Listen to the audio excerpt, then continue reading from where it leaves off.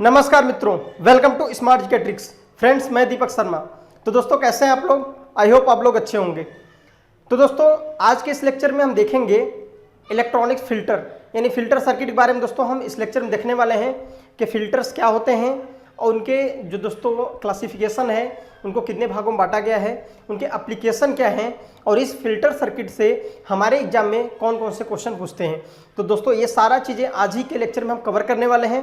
तो आप हमारे वीडियो को पूरा देखें और दोस्तों हमारे साथ बने रहें। अगर आपको कहीं भी कोई भी प्रॉब्लम आती है किसी भी पॉइंट्स में, तो आप कमेंट बॉक्स में जरूर लिखें।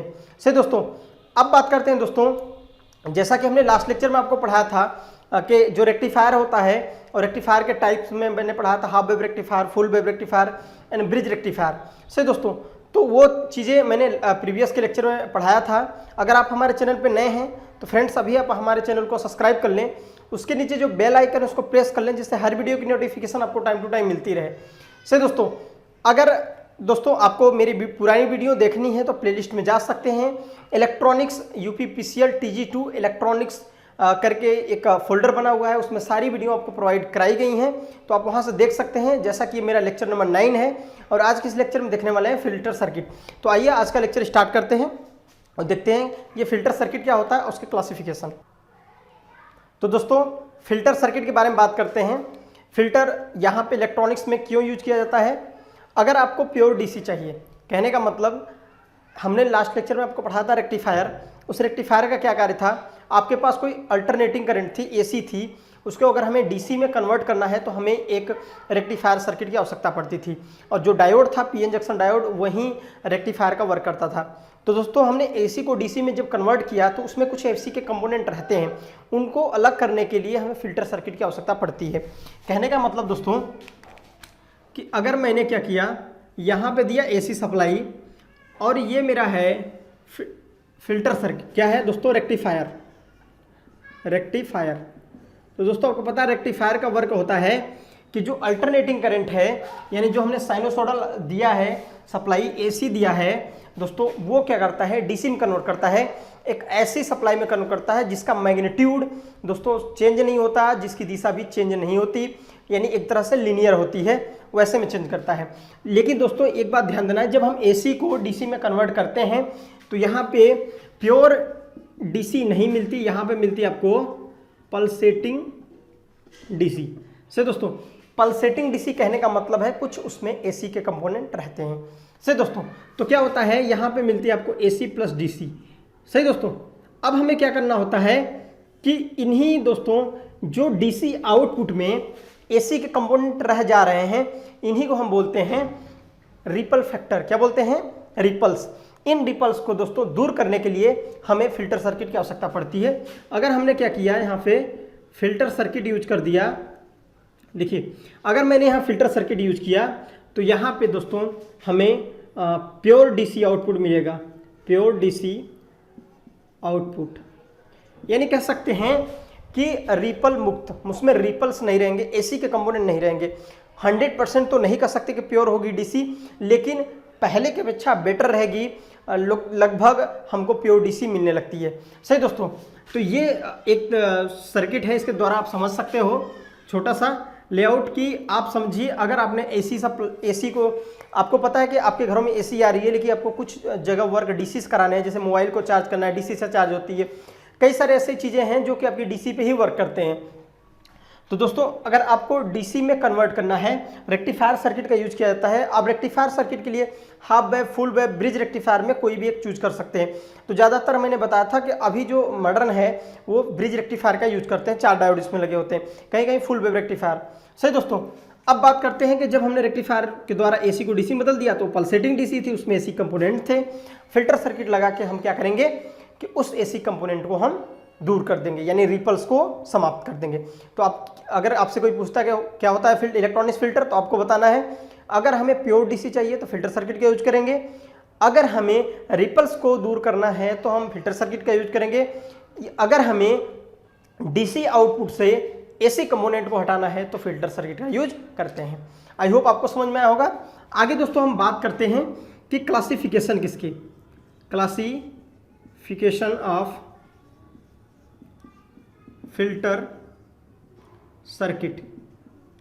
सही दोस्तों, हम देखते हैं क्लासिफिकेशन ऑफ फिल्टर सर्किट, यानी जो फिल्टर सर्किट है उसका क्लासिफिकेशन कैसे किया गया है। देखिए दोस्तों, अगर हम बात करते हैं कि फिल्टर सर्किट क्लासिफिकेशन अलग अलग वेब में किया गया है, जैसे कि अगर बात करें पहले on the basis of component, कह सकते हो आप इलेक्ट्रॉनिक कंपोनेंट।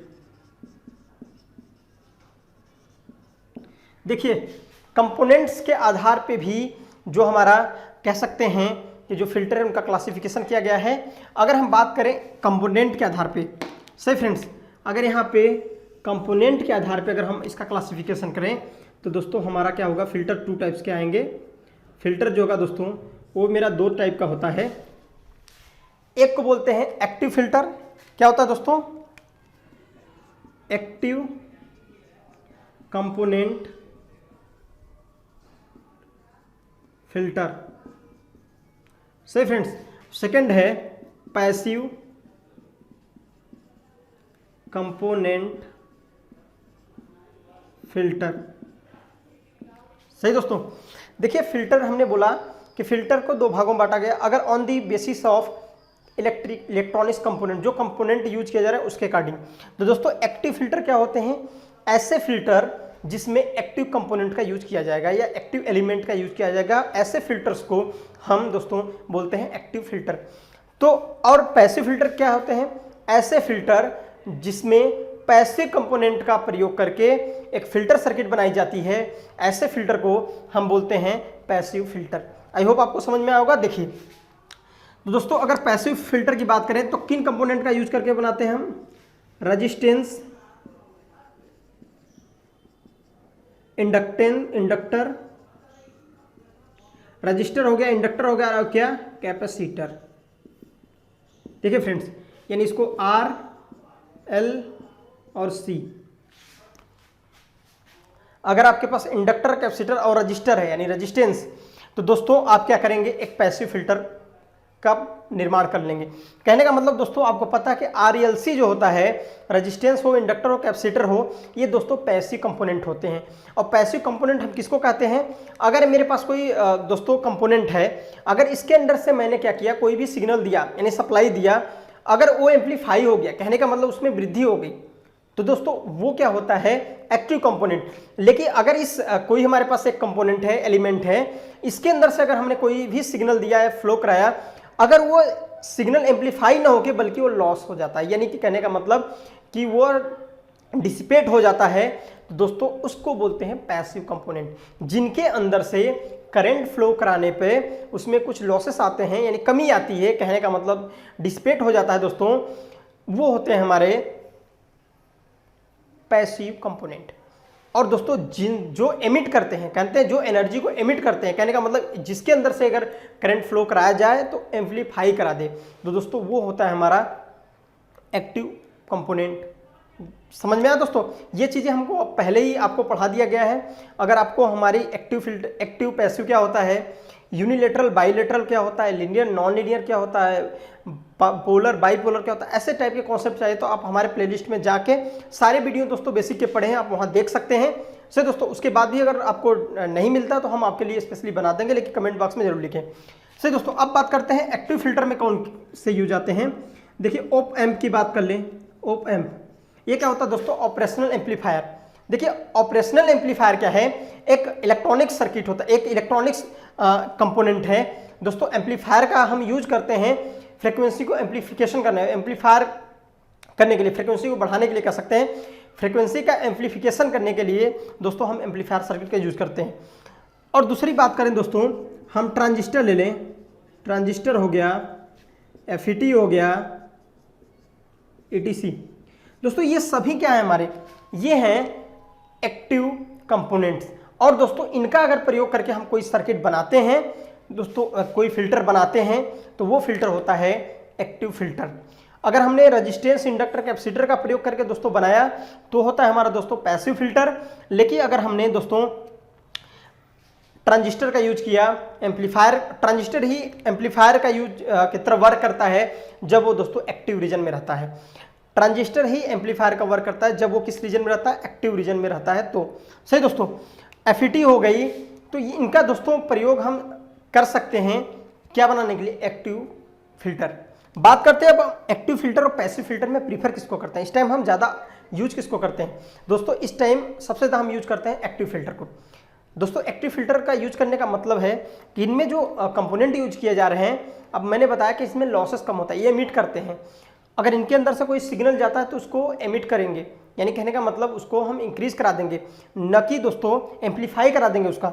जबकि जो पैसिव कंपोनेंट होते हैं ये क्या करते हैं, लॉसेस करते हैं। तो दोस्तों पहले हमारे जो यूज होते थे वो पैसिव कंपोनेंट ही यूज होते थे, लेकिन अब के जो अब की कंडीशन मॉडर्न जमाना देखा जाए दोस्तों, इस टाइम ये एक्टिव फिल्टर यूज किए जाते हैं। सही दोस्तों, अब हम बात करते हैं कि जो पैसिव फिल्टर हैं, देखिए दोस्तों क्या है, आपके जो सिलेबस में वो पैसिव फिल्टर है। पैसिव फिल्टर का मतलब जहाँ पे रेजिस्टेंस, इंडक्टर और कैपेसिटर का प्रयोग करके एक फिल्टर सर्किट बनाई जाती है। सही दोस्तों, तो हम देखते हैं कि इंडक्टर, कैपेसिटर और जो आपका रजिस्टर है, इनका प्रयोग करके कौन कौन से फिल्टर बनाए जाते हैं, आइए देखते हैं।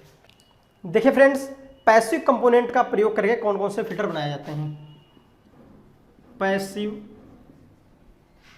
कंपोनेंट्स, देखिए पैसिव फिल्टर हमने बताया कि जो हमारे सिलेबस में वो पैसिव फिल्टर है, ज़्यादातर हमें पैसिव फिल्टर से ही क्वेश्चन आते हैं। सही दोस्तों, तो पैसिव फिल्टर क्या होते हैं जिसमें पैसिव कंपोनेंट का हम यूज करेंगे। पैसिव कंपोनेंट हमारे हैं आर, एल और सी। सही दोस्तों, तो इसमें सबसे पहले अगर बात करें, आता है आपका शंट कैपेसिटर फिल्टर। कौन सा है, शंट कैपेसिटर फिल्टर। सेकेंड हमें देखना है सीरीज इंडक्टर फिल्टर। थर्ड हमें पढ़ना है पाई फिल्टर। सही दोस्तों, नेक्स्ट है T filter, T section filter कह सकते हैं। ये दोस्तों इनका ही आरएलसी का दोस्तों, ये रेजिस्टेंस, इंडक्टर, कैपेसिटर का यूज करके हम ये दोस्तों फिल्टर्स का बनाते हैं। आइए देखते हैं हम ये वर्क कैसे करते हैं। सही दोस्तों, उससे पहले देखिए दोस्तों, ये तो ऑन द बेसिस ऑफ हमने बताया कि पैसिव कंपोनेंट के अकॉर्डिंग है, लेकिन दोस्तों अगर हम फ्रिक्वेंसी के अकॉर्डिंग देखेंगे, on the basis of frequency, अगर आप फ्रिक्वेंसी के अकॉर्डिंग देखें, फ्रिक्वेंसी के अकॉर्डिंग तो दो टाइप के, अगर आपको फ्रिक्वेंसी रेंज के अनुसार देखेंगे, हम बात करें फ्रिक्वेंसी रेंज, अगर आप फ्रिक्वेंसी रेंज के आधार पर बात करेंगे कौन कौन से फिल्टर आते हैं, तो एक आता है ऑडियो फिल्टर,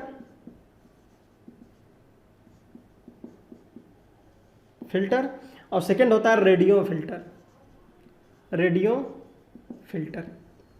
सही फ्रेंड्स, अगर हम रेंज, फ्रिक्वेंसी रेंज के आधार पे बात करेंगे तो एक ऑडियो फिल्टर आता है और सेकंड है दोस्तों रेडियो फिल्टर।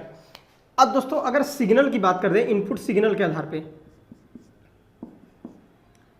इनपुट सिग्नल्स, देखिए इनपुट सिग्नल के अकॉर्डिंग अगर बात कर लें, जो हम उसको सिग्नल देते हैं उसके अकॉर्डिंग हमारे फिल्टर कौन कौन से हैं, तो इनपुट सिग्नल के अकॉर्डिंग दोस्तों हमारे आते हैं, एक तो एनालॉग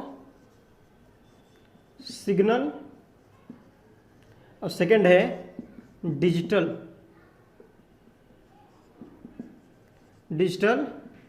सिग्नल।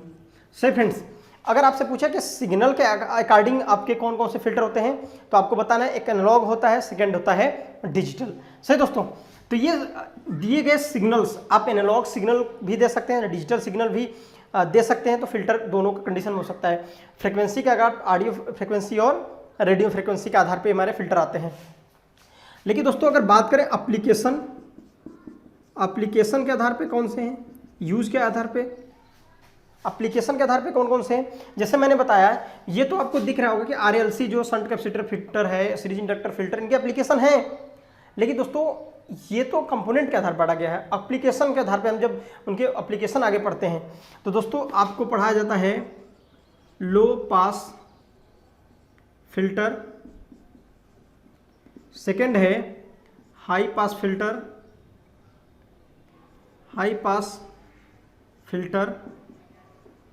नेक्स्ट है बैंड पास फिल्टर,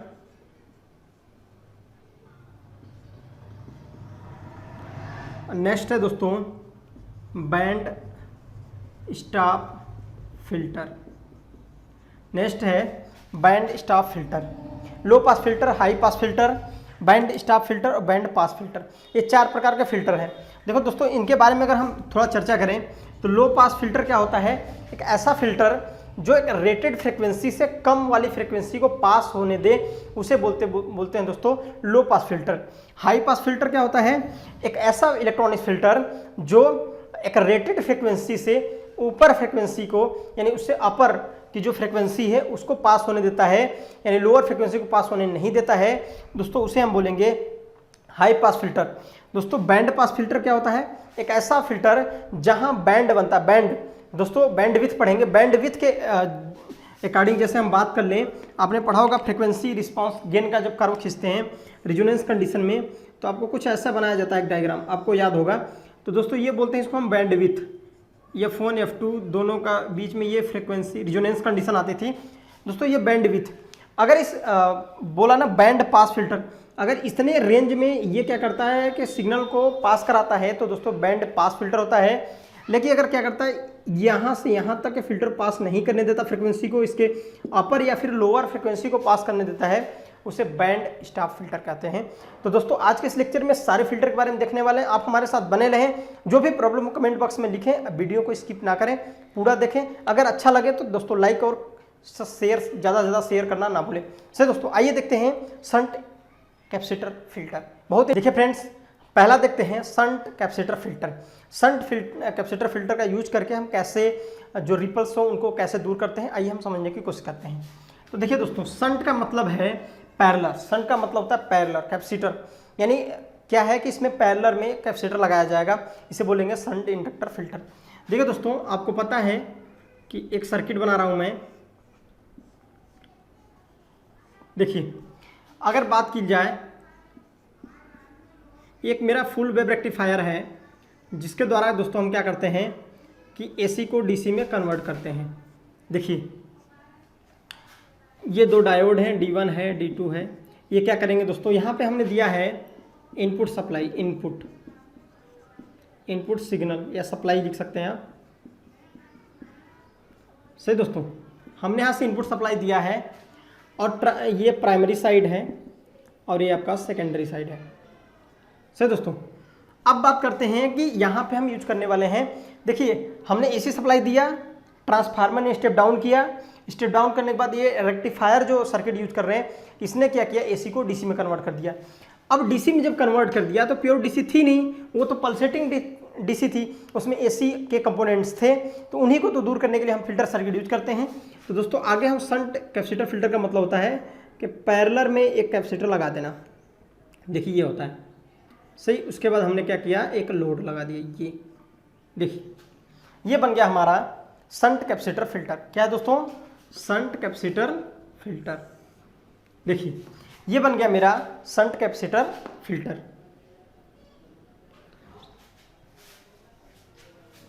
ये मेरा लोड रेजिस्टेंस है। अब यहाँ पे मिलेगी हमको DC आउटपुट।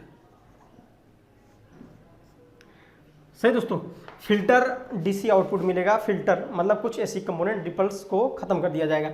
सही दोस्तों, तो बात करते हैं। देखिए, आपके पास क्या है कि आपने AC सप्लाई दिया, आपके घरों में 230 वोल्ट की सप्लाई आती है। आपने किया कि इस ट्रांसफार्मर जो चार्जर सर्किट होता है, देखते हैं चार्जर में आपने 230 वोल्ट की सप्लाई देते हैं, तो चार्जर के अंदर एक स्टेप डाउन ट्रांसफार्मर होता है। वो क्या करता है कि वोल्टेज को 5 वोल्ट बना देता है। लेकिन ये जो 5 वोल्ट बनता है अभी भी AC है। ट्रांसफार्मर DC में नहीं कन्वर्ट करता। ट्रांसफार्मर कार्य है कि अब वोल्टेज को बढ़ाएगा तो घटाएगा, स्टेप अप होगा तो वोल्टेज को बढ़ाएगा, स्टेप डाउन है तो वोल्टेज को घटाएगा। तो दोस्तों यहाँ पे वोल्टेज को घटाया, लेकिन ये AC है। अभी भी हम अगर यहाँ पे लोड हमारी मोबाइल है, अगर मान लीजिए लोड हमारी क्या है, मोबाइल है, तो हम इसको AC नहीं दे सकते। सही दोस्तों, इसको हम चाहे प्योर DC तभी चार्ज होगी। तो इसको हम डायोड रेक्टिफायर के द्वारा हम क्या करते हैं, AC को DC में कन्वर्ट कर दिया। तो दोस्तों DC में कन्वर्ट किया, लेकिन यहाँ पे आया AC प्लस DC, यानी दोस्तों इसमें AC प्लस DC या प्योर DC नहीं आई। और इन्हीं को दोस्तों बोलते हैं हम पल्सेटिंग DC। क्या बोलेंगे, पल्सेटिंग DC। अब इस पल्सेटिंग DC को हमें क्या करना है, नष्ट करना है, यानी दूर करना है। हमें चाहिए प्योर DC, रेक्टिफाइड DC। सही दोस्तों, तो आइए देखिए दोस्तों, अब इसको समझने की कोशिश करते हैं कि ये जो कैपेसिटर है फिल्टर की तरह वर्क कैसे कराता है। देखिए, सबसे पहले हम इसके फंक्शन पढ़ते हैं। ये मेरा कैपेसिटर है। अगर सबसे पहली बात समझिए कि किसी कैपेसिटर में जाने वाली धारा का जो अपोज करता है उसे हम एक्सी बोलते हैं। एक्सी मतलब होता है कैपेसिटिव रिएक्टेंस। अगर हिंदी में लिखें तो इसमें बोलेंगे धारितीय प्रतिघात। यानी किसी कैपेसिटर में जाने वाली धारा का जो अपोज करता है उसे दोस्तों एक्सी कहते हैं। और दोस्तों अगर इसकी यूनिट की बात की जाए, यहाँ से क्वेश्चन पूछ सकता है इसकी यूनिट क्या होती है, तो इसकी यूनिट ओम होती है। सही फ्रेंड्स, जो इसकी यूनिट होती है वो ओम होती है। अब बात करते हैं दोस्तों, देखना कोशिश करते हैं कि हम इसे एसी भी देंगे और इसको एक बार डीसी भी देंगे, जो कैपेसिटर है वो बिहेव कैसे करता है। सही दोस्तों, तो आपने पढ़ा है कि एक्सी बराबर जो फार्मूला होता है 1/2πfc होता है। देखिए, तो हम इन केस ऑफ एसी की बात करें, इन केस ऑफ एसी, जब हमने इसको एसी सप्लाई देना है, देखिए हमने एसी सप्लाई इसको देने हैं, तो एसी सप्लाई दिया तो देखिए क्या होता है, तो लिखोगे आप एक्सी बराबर 1/2πfc। देखिए तो एक्सी बराबर हो जाएगा, देखिए फ्रिक्वेंसी अगर हम इंडिया की स्टैंडर्ड फ्रिक्वेंसी की बात करें तो दोस्तों वो होती है सिंगल। अब दोस्तों स्टैंडर्ड फ्रिक्वेंसी की बात करें, स्टैंडर्ड फ्रिक्वेंसी की अगर बात करें तो दोस्तों ये क्वेश्चन पूछ सकता है आपके, भारत की स्टैंडर्ड फ्रिक्वेंसी कितनी होती है, 50 साइकिल पर सेकेंड, या इसको बोल सकते हैं 50 हर्ट्ज। सही दोस्तों, इसकी यूनिट होती है साइकिल पर सेकेंड या फिर हर्ट्ज। सही दोस्तों, तो ये होती है 50 हर्ट्ज। मतलब इसका मतलब क्या होता है, एक सेकेंड में 50 साइकिल। एक सेकेंड 50 साइकिल का मतलब है एक साइकिल, दो साइकिल, तीन साइकिल, डैश डैश डैश, ये 50 साइकिल एक सेकेंड बनता है। इसीलिए जो एसी बल्ब होते हैं आपके ना, वो एक सेकेंड में 50 बार ग्लो ऑन ऑफ करते हैं, लेकिन इतना फास्ट क्रिया होती है कि आपको समझ में नहीं आता। सही दोस्तों, जब डीसी होंगे तो फ्रिक्वेंसी 0 रहती है, वो पल्सेटिंग, मतलब कहने का मतलब वहाँ पे ऑन ऑफ की क्रिया नहीं होती है। यही कारण है कि एसी में बचने के चांसेस होते हैं, डीसी में बचने के चांसेस नहीं होता, क्योंकि देखिए on off on off on off, समझ में आया। देखिए अब बात करते हैं, देखिए अगर फ्रिक्वेंसी है तो ये वैल्यू 2π, कुछ न कुछ कैपेसिटर की भी वैल्यू रहेगी, रेटेड जो ने आपने कैपेसिटर लगाया उसकी वैल्यू भी होगी, कुछ माइक्रोफैरड होगा, और एफ की वैल्यू दोस्तों 50 हर्ट्ज। यानी आपने देखा कि जो आपका ये डिनोमिनेटर है दोस्तों, कह सकते हैं हर है, उसको आप बढ़ाएंगे तो एक्सी कम होगा। ध्यान दीजिएगा, जब नीचे वाली वैल्यू हर होता है जो दोस्तों, वो अगर कम होगा, ज़्यादा होगा दोस्तों, एक्सी कम होगा। एक्सी कम होगा तो विरोध कम होगा, विरोध कम होगा तो करंट पास हो जाएगी। ध्यान दीजिए, अगर एक्सी का मान कम होगा तो दोस्तों करंट आसानी से पास हो जाएगी। यहाँ देखिए एसी के कंडीशन में करंट, कोई भी धारा दोस्तों यहाँ से चली होगी, चलिए यहाँ से एसी प्लस डीसी करंट चली है, तो दोस्तों ये क्या करेगी, पहले कोई भी करंट अपना क्लोज लूप, अगर आपके पास दो रास्ते हों, यहीं से एक रास्ता आपके घर पे पहुंच जाता है और एक रास्ता बहुत आगे से जाता है, तो फिर क्यों जाएंगे, जब यहीं से हमको हाईवे मिल गया तो आसानी से चले जाएंगे ना। तो दोस्तों क्यों अपना टाइम बर्बाद करेंगे, तो करंट क्यों करेगी, ये भी सोचती है कि अपना जल्दी से क्लोज लूप पूरा करो, अपना काम पूरा करो। तो क्योंकि करंट का रूल होता है दोस्तों कि दुनिया किसी भी कोने में रहे, वो निगेटिव पाथ, लो रिलेक्टेंस पाथ खोजती है, जहाँ पे दोस्तों रेजिस्टेंस का मान मिनिमम हो वहीं पे जाना कोशिश करती है। तो दोस्तों जब यहाँ से चलेगी करंट मूव करके यहाँ आना चाहेगी, तो देखिए एसी तो पास हो जाएगी, लेकिन अब डीसी की बात करते हैं। इन केस ऑफ डीसी, देखिए in case of DC, DC case की बात करें दोस्तों, एक्सी बराबर हो जाएगा 1/2πfc। आपको पता है कि डीसी की कंडीशन में दोस्तों जो फ्रिक्वेंसी होती है वो ऑलवेज 0 होती है।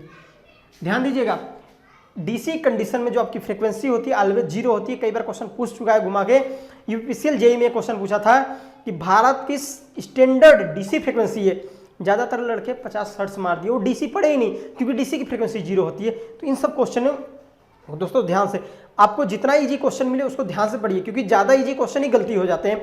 आपको लगता है कि मैं सही कर रहा हूँ, लेकिन वो ज़्यादा आप गलती होने के चांसेस हो जाते हैं। इसलिए क्वेश्चन इजी हो तो उसको पढ़िए, समझिए कह रहा है। सही दोस्तों, सब स्टैंडर्ड पढ़े फ्रिक्वेंसी, उसके बाद लगा देते हैं। तो दोस्तों अगर बात करें फ्रिक्वेंसी 0 है तो यहाँ पे क्या आ जाएगा, वैल्यू 0, सब एफ का मान 0 रखो, सारी वैल्यू 0, इसका मतलब इनफाइनाइट। यानी यहाँ पे जो एक्सी है दोस्तों इनफाइनाइट है, एक्सी बहुत ज़्यादा है। डीसी कंडीशन में दोस्तों एक्सी बहुत ज़्यादा हो जाता है, और एक्सी बहुत ज़्यादा हो जाएगा तो कोई भी करंट डीसी इधर नहीं आएगी, सारी करंट लोड को जाएगी। ध्यान समझिए, एसी क्या की, एसी के कंडीशन में दोस्तों देखिए दो हमने कैलकुलेशन निकाला कि एसी कंडीशन में जो दोस्तों एक्सी का मान कम था, सही दोस्तों, एक्सी का मान कम था। क्यों कम था? क्योंकि दोस्तों ये जो डिनोमिनेटर हमारा क्या था, ज़्यादा था, फ्रीक्वेंसी था, कह सकते हैं फ्रीक्वेंसी ज़्यादा था। और दोस्तों डीसी के केस में हमने देखा कि एक्सी का मान बहुत ज़्यादा हो गया बिकॉज ऑफ जो फ्रीक्वेंसी है वो जीरो थी। सही दोस्तों, अब देखिए इस कंडीशन में नहीं कह सकते हैं कि यहाँ पे एक्सी जो है वो इनफाइनाइट था।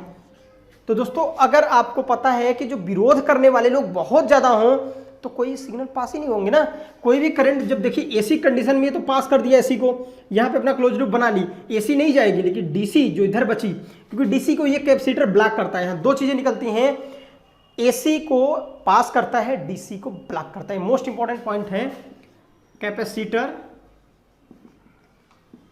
एसी को पास करता है, डीसी को ब्लॉक करता है। सिर्फ ये दो पॉइंट्स इंपॉर्टेंट आप नोट कर सकते हैं कि जो आपका कैपेसिटर होता है एसी को पास कर देगा, डीसी को ब्लॉक कर देगा। इसीलिए यहाँ पे एसी प्लस डीसी थी, और दोस्तों एसी प्लस डीसी दोनों यहाँ पे गई, लेकिन एसी को इसने पास कर दिया, डीसी वापस लोड को मिल गई, लोड को मिली प्योर डीसी। आपको समझ में आया होगा। इसका अगर वेब फॉर्म देखें दोस्तों, तो यहाँ से देखिए, इसके अगर वेब फॉर्म की बात करें तो देखिए दोस्तों क्या होता है। एक्चुअली पहले क्या था, डीसी रेक्टिफायर द्वारा हमको मिलता था इस तरह से आउटपुट, सही दोस्तों। लेकिन आपको पता है कैपेसिटर कंडीशन होती है चार्जिंग डिस्चार्जिंग। जब ये चार्ज होगा तो दोस्तों ये चार्ज फिर डिस्चार्ज, चार्ज फिर डिस्चार्ज, चार्ज फिर डिस्चार्ज, चार्ज फिर डिस्चार्ज। दोस्तों जो आपको कुछ आउटपुट मिलेगा कुछ ऐसे मिलने लगेगा, कुछ ऐसे मिलने लगेगा, यानी जो आपका है पहले के अपेक्षा डीसी प्योर मिलने लगेगी, रिपल्स कम आएंगे, सही दोस्तों। तो फ्रेंड्स देखते हैं इंडक्टर फिल्टर का यूज करके कैसे हम जो रिपल्स है उनको दूर करते हैं, एसी कंपोनेंट को दूर करते हैं और लोड को प्योर डीसी प्रोवाइड कराते हैं। देखिए अब बात करें इंडक्टर की, बात करते हैं दोस्तों इंडक्टर। तो दोस्तों इंडक्टर में अगर कोई ने सप्लाई फ्लो कराया, करंट दिया, तो इसका जो अपोज करने वाला होता है उसको एक्सेल बोलते हैं। एक्सेल को बोलते हैं इंडक्टिव रिएक्टेंस। देख फ्रेंड्स, इंडक्टिव रिएक्टेंस बोलते हैं। और ये क्या होता है, इसकी अगर यूनिट की बात की जाए तो यूनिट इसकी भी होती है ओम, से दोस्तों जो इसकी यूनिट होती है ओम होती है।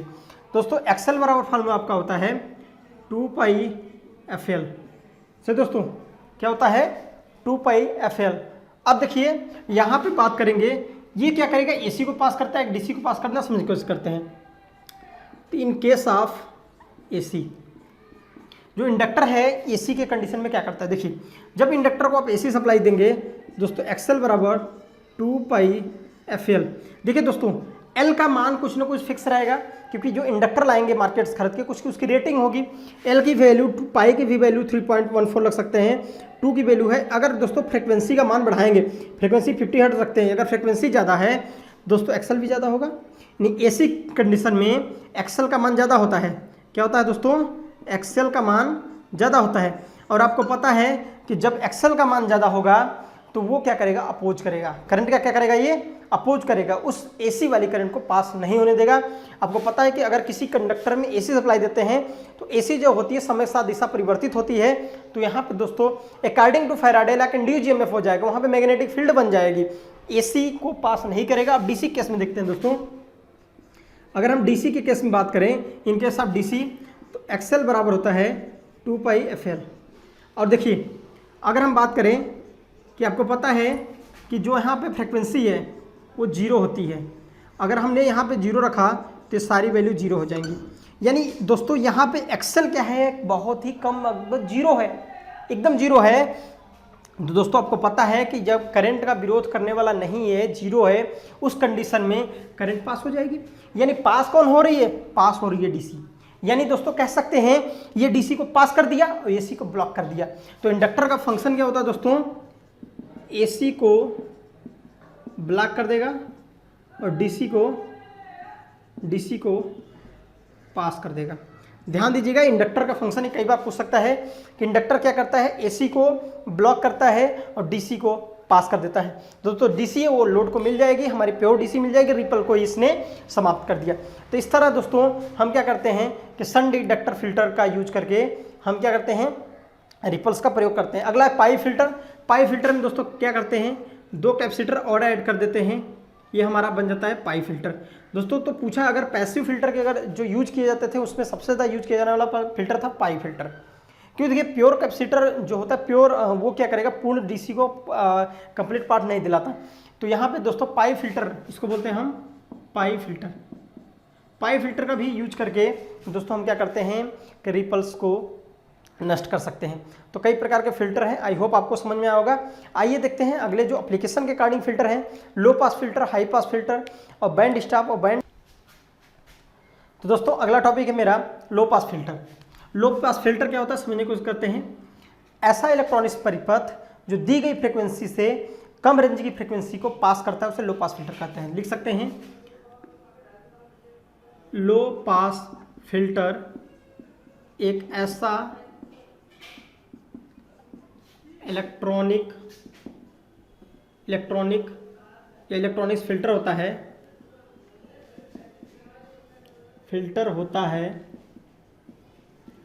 जो दी गई फ्रीक्वेंसी से कम रेंज की फ्रीक्वेंसी को पास करता है। सर फ्रेंड्स, लो पास फिल्टर क्या होते हैं, लो पास फिल्टर यानी LPF लिख दिया। लो पास फिल्टर एक ऐसे इलेक्ट्रॉनिक्स फिल्टर होते हैं जो दी गई फ्रीक्वेंसी से कम रेंज की फ्रीक्वेंसी को पास करते हैं।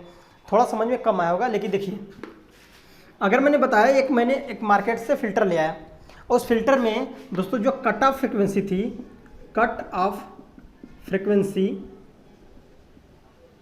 दोस्तों उसमें कट ऑफ फ्रीक्वेंसी दी थी 5 किलो हर्ट्ज से। दोस्तों जो उसकी कट ऑफ फ्रीक्वेंसी थी दोस्तों उसमें लिखी थी 5 किलो हर्ट्ज। इसका मतलब 5 किलो हर्ट्ज तक की फ्रीक्वेंसी आप उसको दे सकते हो से दोस्तों मैक्सिमम। तो दोस्तों अगर लो पास फिल्टर है तो जो उस पर कट ऑफ फ्रीक्वेंसी लिखी रहती है, आप डिस्क्रिप्शन ये चीज़ें आपको वहाँ मिलेंगी। अगर आप कोई भी चीज़ खरीद के लाते हो उसका डेटा शीट निकालोगे, उसके डिस्क्रिप्शन पढ़ोगे, उसमें दोस्तों कट ऑफ फ्रीक्वेंसी दी जाती है। लो पास फिल्टर आप मार्केट से लेके आएंगे, उसमें दोस्तों जब आप उसके डेटा शीट को पढ़ेंगे, डिस्क्रिप्शन को पढ़ेंगे तो उसमें लिखा रहता है कि इसकी कट ऑफ फ्रीक्वेंसी इतनी है। अगर कोई 5 कुछ भी रख सकते हैं, मैंने एक वैल्यू भी फिक्स नहीं लिखा, 2 है 3 है, अलग अलग फिल्टर की कट ऑफ फ्रीक्वेंसी अलग अलग होती हैं। दोस्तों अगर मान लीजिए एग्जाम्पल के रूप में मैंने एग्जाम्पल लिखा कि अगर कि कोई ऐसा फिल्टर है जिसकी cut off frequency 5 kilo hertz है, तो ये क्या करेगा, 5 किलो हर्ट्ज से कम वाले फ्रीक्वेंसी को ही पास करता है। ध्यान समझिए, लो पास फिल्टर का मतलब है कि जो कट ऑफ फ्रीक्वेंसी है, दी गई फ्रीक्वेंसी, उस पर रेटेड फ्रीक्वेंसी है, उससे कम वाली फ्रीक्वेंसी को ही पास होने देता है। दोस्तों इसको बोलते हैं लो पास फिल्टर। क्या कहते हैं दोस्तों, लो पास फिल्टर। अब लो पास फिल्टर का सर्किट कैसे बनाते हैं ये समझने की कोशिश करते हैं। देखिए लो पास फिल्टर के लिए हम क्या करेंगे, दोनों हम दोस्तों सीरीज इंडक्टर फिल्टर का भी प्रयोग करके बना सकते हैं और शंट कैपेसिटर फिल्टर का भी प्रयोग करके हम लो पास फिल्टर बना सकते हैं। क्योंकि मैंने बताया कंपोनेंट के आधार पर लो पास, और हमने अभी समझाया आपको कि या तो आप सीरीज इंडक्टर फिल्टर का यूज करो तो भी वो रिपल को खत्म कर रहा था, शंट कैपेसिटर फिल्टर लगाओ तो भी वो रिपल को खत्म कर रहा था। लेकिन दोस्तों अब बात करते हैं कि अगर हम शंट कैपेसिटर वाला फिल्टर यूज करते हैं लो पास फिल्टर के लिए, तो उसमें कैसे फिल्टर को सीरीज में लगाएंगे कि पैरेलल में लगाएंगे। अगर दोस्तों अगर हम इंडक्टर का यूज करते हैं लो पास फिल्टर के लिए, तो इंडक्टर को हम सीरीज में लगाते हैं, पैरेलल में लगाते हैं। देखिए दोस्तों अगर हम कैपेसिटर का यूज करें, किसका, कैपेसिटर का, ध्यान दीजिएगा, अगर हमें कैपेसिटर का यूज करके लो पास फिल्टर बनाना है या लो पास फिल्टर का यूज किया गया है दोस्तों, उसमें क्या होता है कि आपका जो कैपेसिटर है उसका पैरेलल में लगाया जाता है। देखिए ये कैपेसिटर को हम पैरेलल में लगाते हैं। लो पास फिल्टर के लिए कैपेसिटर, अगर शंट कैपेसिटर फिल्टर की बात करें दोस्तों, इसको पैरेलल में लगाते हैं। अगर आपको इंडक्टर यूज करना है, यहां आप लिख सकते हैं इनपुट, ये हमारा आउटपुट। देखिए पूरा सर्किट नहीं बना रहे हैं, आप इस समय समझने की कोशिश करिए। से दोस्तों अगर हमें इंडक्टर का प्रयोग करके हमें लो पास फिल्टर बनाना है तो इंडक्टर को सीरीज में लगाते हैं। कहाँ लगाते हैं दोस्तों? सीरीज में। जैसे अभी हमने सीरीज इंडक्टर फिल्टर पढ़ा था, तो दोस्तों जो आउटपुट था, जो 2 टर्मिनल थे, उसे सीरीज में लगा देते थे। तो दोस्तों जो डीसी आउटपुट यहाँ आपको रेक्टिफायर द्वारा एसी प्लस डीसी मिल रही थी ना, जो आफ्टर रेक्टिफिकेशन जो आउटपुट मिल रहा था, उसको हम कैपेसिटर को देते हैं। अब देखिए दोस्तों यहाँ भी इनपुट और यह मिलेगा आउटपुट। आई होप समझ में आओगा। अगर आपको इंडक्टर का यूज करना है तो आप सीरीज में लगाओगे लो पास फिल्टर के लिए। अगर दोस्तों बात करें कि अगर कैपेसिटर को लगाना है तो दोस्तों आप पैरेलल में लगाओगे तो ये लो पास फिल्टर की तरह वर्क करेगा। लेकिन दोस्तों कहोगे दोस्तों सर ये तो बात समझ में आएगी, फोटो बना दिया आपने, लेकिन ये कैसे पता कि ये लो पास फिल्टर के लिए कार्य कर रहा है? हमको दिखाइए। ठीक है, हम दिखाएंगे आपको, टेंशन ना लीजिए। अब देखिए फ्रेंड्स, यहाँ बात करेंगे, यहाँ पे होता है एक्सी। क्या होता है? एक्सी। एक्सी बराबर फॉर्मूला 2 पाई एफ सी। सही फ्रेंड्स। और यहाँ बात करते हैं कि एक्सेल होता है, एक्सेल बराबर होता है 2 पाई एफ एल।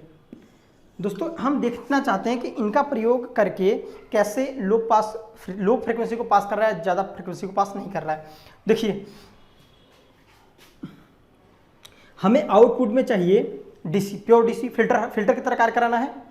दोस्तों हमने पढ़ा है कि ऐसा इलेक्ट्रॉनिक्स फिल्टर जो दी गई फ्रीक्वेंसी से कम रेंज की फ्रीक्वेंसी को पास करता है, ज़्यादा रेंज की फ्रीक्वेंसी को पास नहीं करता। सही दोस्तों। तो देखिए अगर फ्रीक्वेंसी का मान आपने किया एफ का मान ज़्यादा, तो एफ का मान ज़्यादा तो एक्सी कम होगा, और एक्सी कम होगा तो आपको पता है विरोध कम होगा, तो सारी करंट यहाँ से मूव करके चली जाएगी, आउटपुट में मिला ही नहीं। लेकिन दोस्तों अगर एक्स फ्रिक्वेंसी का मान कम है, कि जितना रेटेड फ्रिक्वेंसी दी गई उससे कम है, अगर उससे कम है दोस्तों क्या होगा कंडीशन, कि जो एक्सी है वो ज़्यादा होगा, और आपको पता है एक्सी ज़्यादा होगा तो आउटपुट में हमको मिल जाएगा। जो दोस्तों यहाँ से कोई भी करंट नहीं जाएगी, सारे आउटपुट में हमको सिग्नल मिल जाते हैं। समझ में आया? वहीं इंडक्टर केस में देखें, अगर फ्रिक्वेंसी का मान आपने ज़्यादा रखा तो एक्सेल ज़्यादा होगा, और दोस्तों एक्सेल ज़्यादा हुआ तो कहने का मतलब अगले आपने कट ऑफ फ्रिक्वेंसी से ज़्यादा फ्रिक्वेंसी दे दिया, कट ऑफ फ्रिक्वेंसी से ज़्यादा फ्रिक्वेंसी आपने दिया, बढ़ाया, तो दोस्तों एक्सेल ज़्यादा होगा, और एक्सेल ज़्यादा होगा तो ये इंडक्टर पास ही नहीं करेगा, उस फ्रिक्वेंसी को इंडक्टर पास नहीं करेगा। लेकिन अगर दोस्तों क्या किया आपने, किस रेटेड फ्रिक्वेंसी, जिस रेंज का आपने इंडक्टर लगाया उससे कम फ्रिक्वेंसी रखा, इसीलिए 5 किलोहर्ट्ज से कम फ्रिक्वेंसी रखा। अगर एफ का मान दोस्तों कम रखेंगे, यहाँ पे एफ का मान कम रखेंगे तो दोस्तों एक्सेल भी कम होगा, और दोस्तों एक्सेल कम होगा तो ये पास कर देगा। देखा आपने कि लो फ्रिक्वेंसी वाले सिग्नल को पास कर दिया, और हाई जो दोस्तों इससे ज़्यादा अगर सिग्नल जो था फ्रिक्वेंसी उसको पास नहीं कर रहा था। तो दोस्तों इस तरह समझ सकते हैं कि जो दोस्तों हमारा लो पास फिल्टर होता है, एक कट ऑफ फ्रिक्वेंसी से कम रेंज वाली फ्रिक्वेंसी को पास करता है, और उससे ज़्यादा रेंज वाली फ्रिक्वेंसी को पास नहीं करता। अब दोस्तों इसकी बात करते हैं, देखते हैं दोस्तों इसका फ्रिक्वेंसी रिस्पांस कर्व। तो इसका फ्रिक्वेंसी रिस्पांस कर्व किसके बीच में खींचा जाता है? फ्रिक्वेंसी और गेन के बीच में। अगर बात की जाए गेन क्या होता है, गेन होता है दोस्तों आउटपुट बटे इनपुट, तो उसको हम गेन बोलते हैं। तो दोस्तों अगर बात करें कि अब मान लीजिए कि जो आपने कट ऑफ फ्रिक्वेंसी रखा है 5 किलोहर्ट्ज है, 1 2 3 4 5 किलोहर्ट्ज है आपकी जो कट ऑफ फ्रिक्वेंसी है। सही दोस्तों। तो जो आपका आउटपुट मिलेगा वो कैसा मिलेगा? 5 किलोहर्ट्ज तक मिलेगा, उसके बाद नहीं मिलेगा, ऐसे।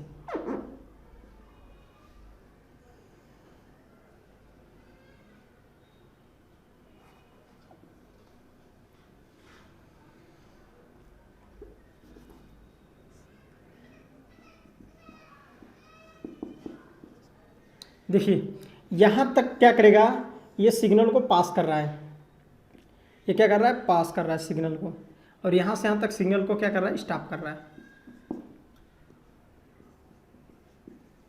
दोस्तों इसे बोलते हैं low pass filter.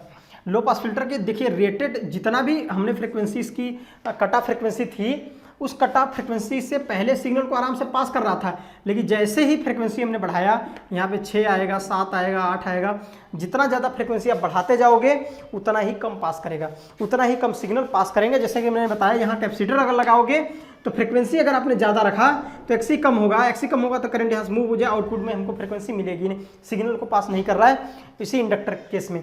I hope ये चीज़ें आपको समझ में आई होंगी। आज के इस लेक्चर में इतना ही रखते हैं, क्योंकि वीडियो बहुत लंबी हो जाएगी। तो दोस्तों कल के लेक्चर में हम देखने वाले हैं लो पास फिल्टर, तो आज कंप्लीट कर दिया मैंने, फुल जो हाई पास फिल्टर है, बैंड स्टॉप फिल्टर है और दोस्तों बैंड पास फिल्टर है, इनको कवर करेंगे। और कल हम दोस्तों पढ़ने वाले हैं डायोड, एलईडी डायोड क्या होता है, फोटो डायोड क्या होता है, जीनर डायोड क्या होता है और इनसे रिलेटेड क्वेश्चन कैसे आते हैं, कल के लेक्चर में देखने वाले हैं दोस्तों। कल का लेक्चर दोस्तों और इंटरेस्टिंग होने वाला है, इसीलिए आप मेरी वीडियो को दोस्तों डेली देखिए। अगर आपको कोई प्रॉब्लम होती है कमेंट्स बॉक्स में लिखिए। अगर मेरी पढ़ाई हुई चीज़ें आपको हेल्पफुल लगती है तो दोस्तों इसको ज़्यादा से ज़्यादा शेयर और दोस्तों लाइक और कमेंट करना ना भूलें। अपना ख्याल रखें। आज के लिए इतना ही, धन्यवाद।